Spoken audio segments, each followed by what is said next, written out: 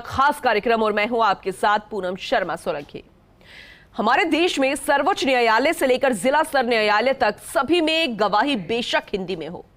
जज की तीखी टिप्पणी भी भले हिंदी में ही हो, लेकिन उसे दर्ज अंग्रेजी में ही किया जाता है।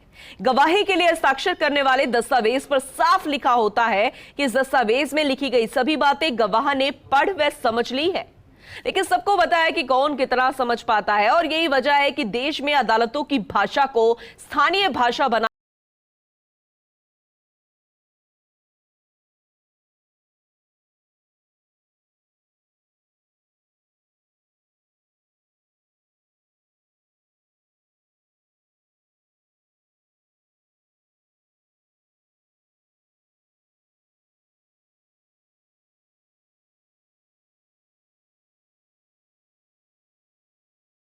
भारत में विविधता उसकी विशेषता है। यहाँ हर 4 कोस पर भाषा बदल जाती है। 135 करोड़ जनता करीब 180 भाषा बोलती है और समझती है, मगर करीब 4% लोग ही अंग्रेजी बोलते हैं। यही वजह है कि आज स्थानीय भाषाओं को अदालत की राजभाषा बनाए जाने की मांग की जा रही है, और इसी बदलाव की बात आज देश के राष्ट्रपति और प्रधानमंत्री भी कर रहे हैं। ये रिपोर्ट देखिएगा।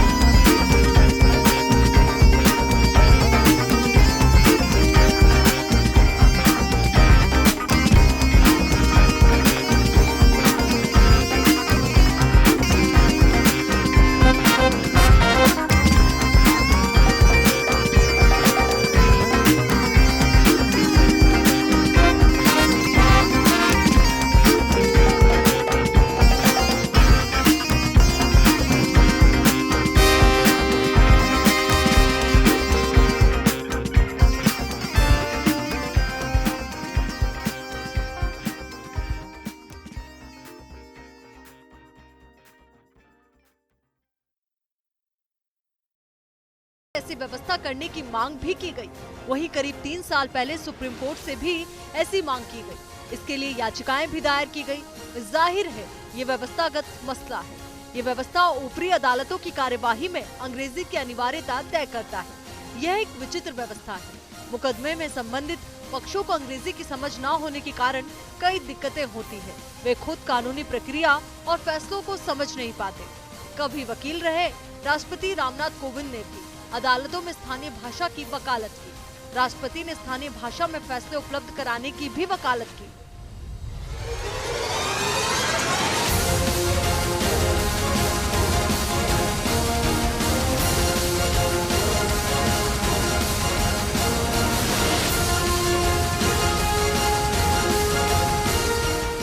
कि भाषाई सीमाओं के कारण वादियों प्रतिवादियों को अपने ही मामले में चल रही कार्रवाई तथा सुनाए गए निर्णय को समझने के लिए संघर्ष करना होता है। मुझे बहुत प्रसन्नता हुई जब मेरे विनम्र सुझाव पर सुप्रीम कोर्ट ने इस दिशा में कार्य करते हुए अपने निर्णयों का अनुवाद वर्तमान में 9 भारतीय भाषाओं में उपलब्ध कराया। कुछ उच्च न्यायालय भी स्थानीय भाषा में निर्णयों का अनुवाद करने लगे। मैं इस प्रयास से जुड़े सभी लोगों को हार्दिक बधाई देता हूँ। लेकिन अब मेरी अपेक्षाएं कुछ और बढ़ गई हैं। मैं चाहता हूं कि सभी उच्च न्यायालय अपने अपने प्रदेश की अधिकृत भाषा में, जिसको हम लोकल या रीजनल लैंग्वेज भी कह सकते हैं,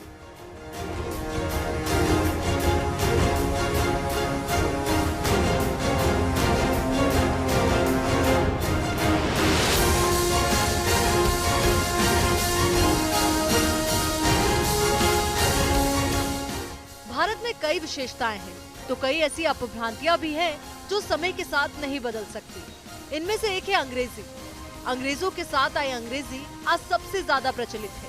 आज अंग्रेजी बोलना एक धारणा बन गई है। कई राज्यों ने तो राजभाषा के रूप में अंग्रेजी को मान्यता दी। आज भले ही सुप्रीम कोर्ट ने अदालती आदेश 7 भाषाओं में उपलब्ध कराने की व्यवस्था कर दी, लेकिन अदालती प्रक्रियाएं अंग्रेजी भाषा में ही जारी है। न्यायालय में याची मुकदमा दायर करता है, पक्ष विपक्ष के वकील बहस करते हैं, माननीय न्यायाधीश फैसला सुनाते हैं। ये फैसले अक्सर अंग्रेजी भाषा में होते हैं।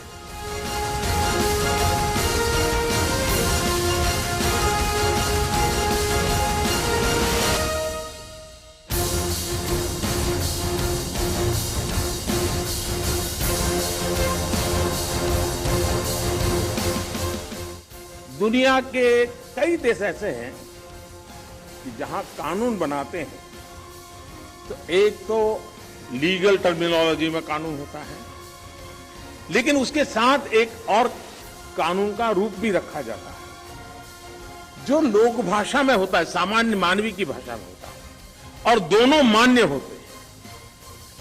और उसके कारण सामान्य मानवी को कानूनी चीजों को समझने में न्याय के दरवाजे खटखटाने की जरूरत नहीं पड़ती। हम कोशिश कर रहे हैं कि आने वाले दिनों में हमारे देश में भी कानून एक पूरी तरह लीगल टर्मिनोलॉजी हो, लेकिन साथ साथ वही बात सामान्य व्यक्ति की समझ में आए उस भाषा में, और वो भी दोनों एक साथ असेंबली में या पार्लियामेंट में पारित हो, ताकि आगे चल करके सामान्य मानवी उसके आधार पर अपनी बात रख सकता है। हमें इस व्यवस्था को सरल और आम जनता के लिए ग्राह्य बनाने की जरूरत है। हमें कोर्ट्स में स्थानीय भाषाओं को प्रोत्साहन देने की जरूरत है। इससे देश के सामान्य नागरिकों का न्याय प्रणाली में भरोसा बढ़ेगा, वो उससे जुड़ा हुआ महसूस करेगा।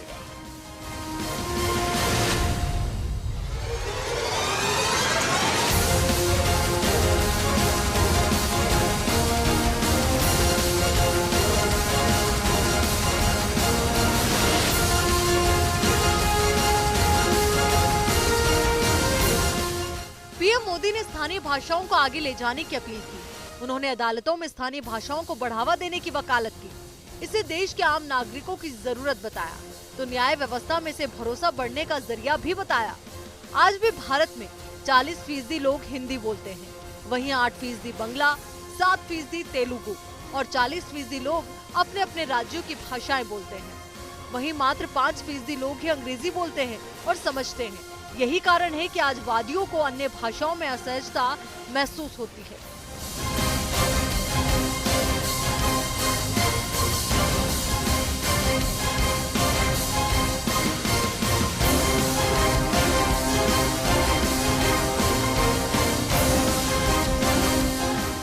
अब तक आमतौर पर होता यही रहा है कि मुकदमे की जद में आने के बाद कोई व्यक्ति लंबे समय तक कानूनी प्रक्रिया का सामना करता है। अदालत में उसके मामले की सुनवाई होती है, फैसला भी आ जाता है, लेकिन अंग्रेजी न जानने की वजह से इस समूची प्रक्रिया को सहजता से समझना उसके लिए कई बार संभव नहीं होता है। निचली अदालतों में सुनवाई हिंदी में जरूर होती है, लेकिन देवनागरी में जो दस्तावेज तैयार होते हैं उसमें सामान्य हिंदी का प्रयोग नहीं होता। इसके बाद ऊपरी अदालतों की भाषा अंग्रेजी होने की वजह से उन वादियों के लिए समझना मुश्किल होता है जिन्हें केवल हिंदी या कोई क्षेत्रीय भाषा आती है। ये स्थिति आम है कि अदालत के अंग्रेजी में दर्ज फैसलों को अगर वकील ने अपने मुवक्किल को ठीक से नहीं समझाया तो इसके लिए उन्हें अलग से किसी ऐसे व्यक्ति को पैसे चुकाकर समझना पड़ता है जिसे अदालत की भाषा और अंग्रेजी ठीक से आती है।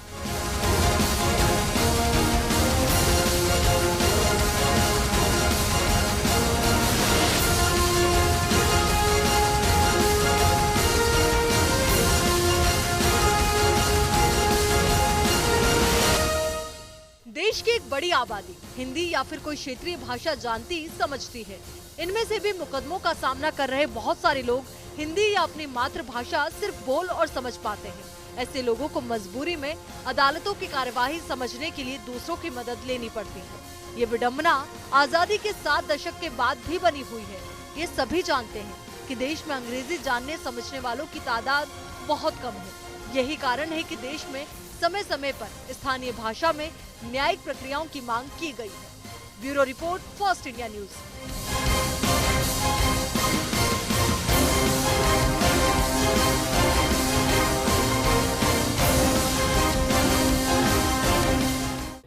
चलिए, वक्त एक छोटे से ब्रेक का हो गया है, फौरन लौटेंगे।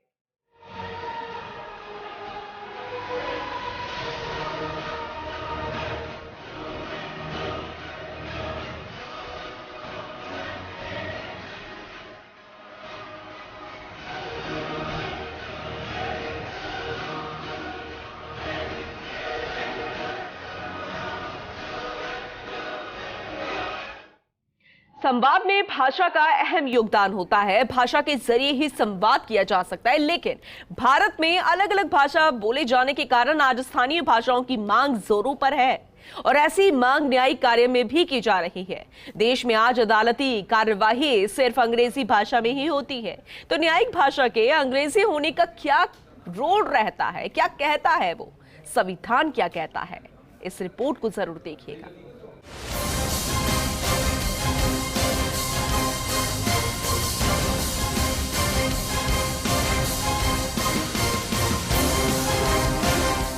भाषा। संवाद में भाषा का अहम योगदान है। यदि आप एक दूसरे से अलग अलग भाषा में संवाद करोगे तो सब कुछ सिर के ऊपर से चला जाएगा।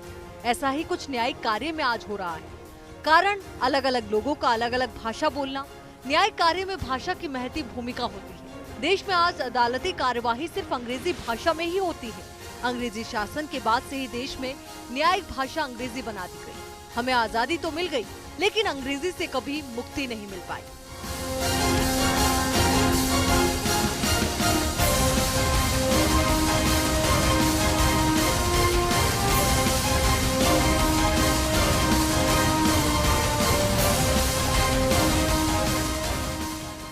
1946 में गांधी जी ने कहा था, भारत के स्वतंत्र होने के 6 मास बाद संपूर्ण देश की भाषा हिंदी हो जाएगी। परंतु स्वतंत्रता प्राप्ति के बाद सत्ताधारियों का विचार बदल गया। उनका मानना था कि वैश्विक स्तर पर अंग्रेजी का वर्चस्व है। भारत का विकास अंग्रेजी के बिना नहीं हो सकता। इसलिए शासन व्यवस्था व न्यायालय में कामकाज अंग्रेजी में ही जारी रहा।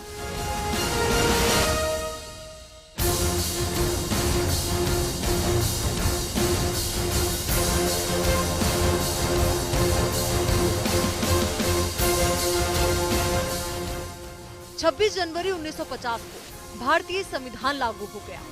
भारत की आजादी के बाद अलग नियम कानून बने, लेकिन कई कानून और प्रक्रियाएं ऐसी रह गई जो ब्रिटिश कार्यकाल जैसी जारी रही। ऐसा ही था कुछ अंग्रेजी भाषा के साथ। देश आजाद हो गया, संविधान भी बन गया, लेकिन अंग्रेजी को अगले 15 सालों के लिए न्यायिक कार्य की भाषा घोषित कर दिया गया। साल बीतते गए, लेकिन ये परिपाटी आगे भी नहीं बदल सकी।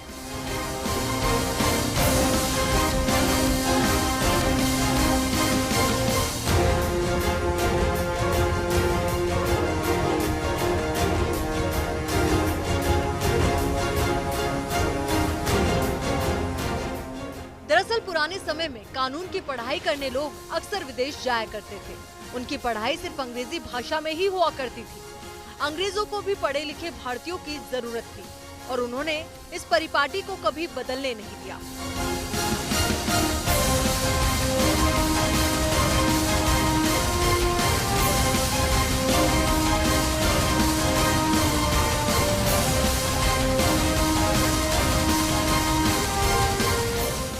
अदालतों की कार्यभाषा अंग्रेजी। अनुच्छेद 343 के पहले पैराग्राफ में इसका उल्लेख। शुरुआत में 15 सालों के लिए मिली थी मान्यता, मतलब 1965 तक सरकार की कामकाज की भाषा अंग्रेजी। उसके बाद हर बार इसे बढ़ा दिया गया।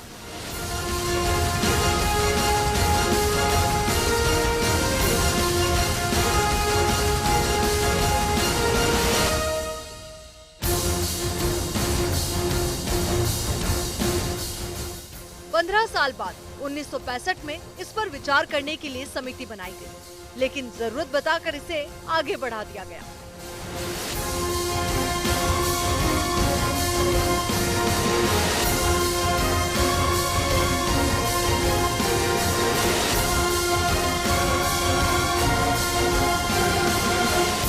क्या कहता है संविधान? अनुच्छेद 343 में अंग्रेजी को मान्यता। इसी अनुच्छेद के तीसरे पैराग्राफ में एक नियम, भारत के किसी भी राज्य ने हिंदी भाषा का विरोध किया तो इसे नहीं हटाया जा सकेगा। अधिकतर राज्यों में आम बोलचाल की भाषा हिंदी, बावजूद इसके न्यायालय में अंग्रेजी प्रमाणिक भाषा। 1965 में राजभाषा हिंदी बनाने के प्रश्न पर दक्षिण भारत में दंगे। साल 1968 में एक संशोधन किया गया, एक राज्य भी अंग्रेजी भाषा का समर्थन करेगा तो अंग्रेजी भाषा ही जारी रहेगी। धारा 348 में सुप्रीम कोर्ट के कामकाज की भाषा अंग्रेजी, संसद चाहे तो कानून बना सकती है। हाई कोर्ट के कामकाज की भाषा भी अंग्रेजी। राष्ट्रपति की पूर्वानुमति लेकर राज्यपाल नियम बदल सकते हैं।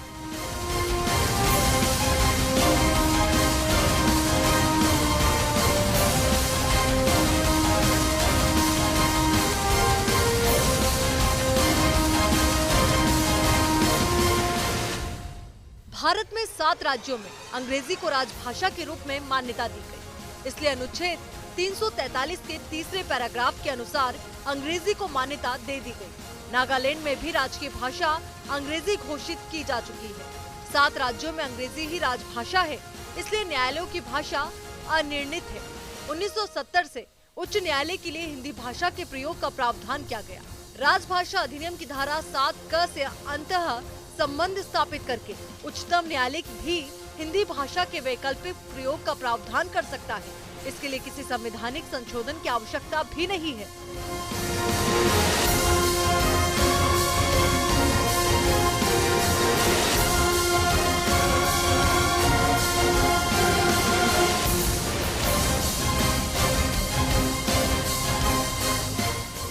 न्यायिक फैसलों की स्पष्टता और सटीकता तब एक नया आयाम लेती है जब आप ये ध्यान में रखें कि इन फैसलों को 90% को अन्य भाषा बोलने वाले लोग भी समझें। ब्रिटेन का उपभोक्ता अधिकार अधिनियम 2015 सीधी और सरल भाषा के उपयोग की बाध्यता करता है। अमेरिका का सुरक्षा और प्रतिभूति आयोग इसके लिए जरूरी दिशा निर्देश उपलब्ध कराता है। अक्सर न्यायिक फैसलों में पुराने फैसलों से जरूरी सिद्धांत का उद्धरण उठाने के बजाय पूरा पैराग्राफ ही उठा लिया जाता है। इससे फैसले लंबे हो जाते हैं और उन्हें पढ़ने में कठिनाई होती है। आसान भाषा में लिखने से चीजें दूर होंगी।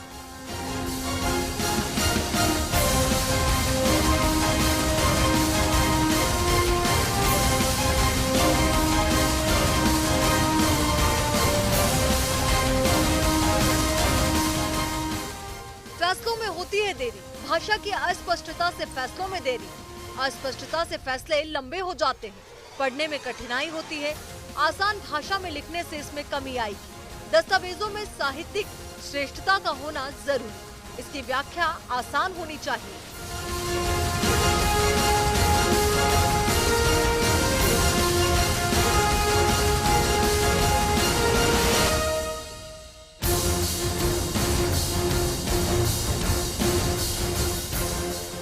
हिंदी और अन्य भारतीय भाषाओं की हिमायती बहुत समय से ये मांग उठाते आ रहे हैं कि अदालतों के कामकाज की भाषा ऐसी हो जिसे आम आदमी भी समझ सके, वो हर बात के लिए वकीलों पर निर्भर न रहे। अक्सर ऐसा होता है कि मुंह वकील को ये भी पता नहीं चल पाता कि उसका वकील उसका पक्ष रखने के लिए अदालत के सामने क्या दलीलें रख रहा है। इसलिए भारतीय भाषाओं की इन हिमायतियों की ये मांग है कि एक आजाद और लोकतांत्रिक देश में अदालती कामकाज की भाषा विदेशी अंग्रेजी न होकर देशी हिंदी और अन्य भाषाएं हों। Bureau report, fast India news.